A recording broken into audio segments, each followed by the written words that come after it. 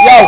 National Weather Service has issued a tornado warning for East Central Worcester County in central Massachusetts, Central Middlesex County in northeastern Massachusetts until 12:30 p.m. Eastern Daylight Time. Tornado warning. At 11:40 p.m. Eastern Daylight Time, a thunderstorm tornado was located over Marlborough, moving north at 15 miles per hour. Protocol hazards include tornado. Flying debris will be dangerous to those caught without shelter. Mobile homes will be damaged or destroyed.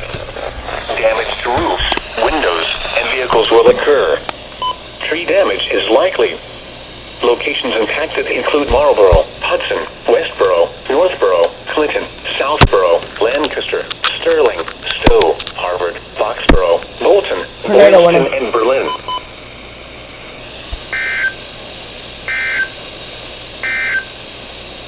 The National Weather Service in Boston has issued a tornado warning for East Central Worcester County